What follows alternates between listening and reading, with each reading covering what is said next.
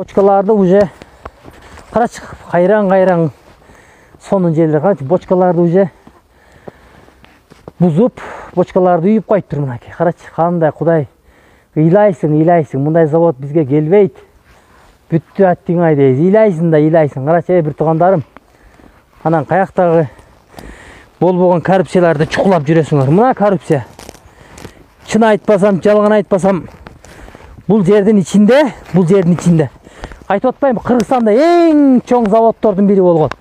Вино завод.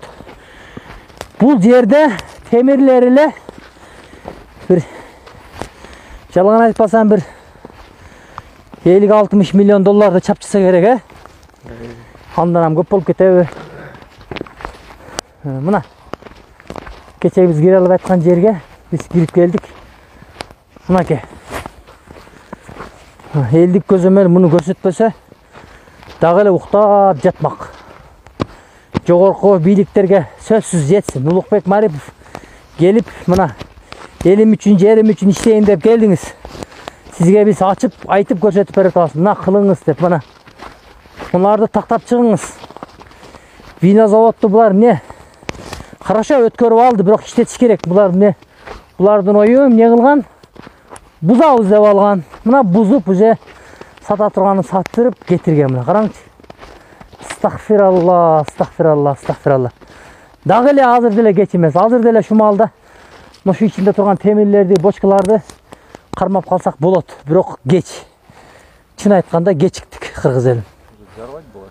Жарабайт. Уже кечиктик чын айткандачы.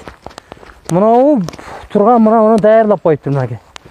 Мына өзү эле бир 30 миң, 50 миң сомду чапчыйт да.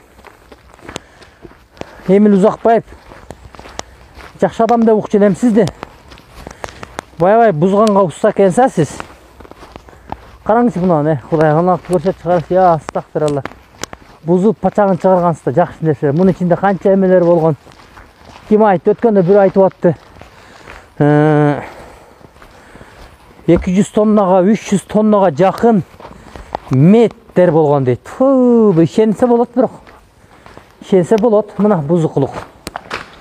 Мына өкмөт башчылары, премьер-министр Улукбек Марипов мынакей бузган жерлерди алып кетишкен.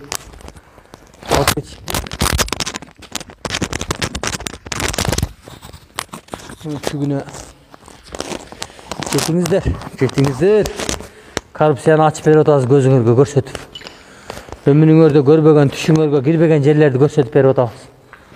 Мынакей бу жерде бочкаларды караңыз турганда. Кыйла болсо деле, шуларды сатса деле, буга чейин кармап калып сатканда деле Кыргызстандан карыз биз деп жүрөбүз. 5 миллиард, 4,5 миллиард карыз биз деп жүрөбүз. Шуларды сатсак деле канча бизге бюджет болот? Өкмөткө түшсө. Мунун аягына чыгыш керек. Бу ким сатып атат муну? Эмил Узакбаевдин айтышына караганда эме деп тур го. Bir тугандарыма берип койгом. Bir тугандарым билгенин кылып атат го дейт го.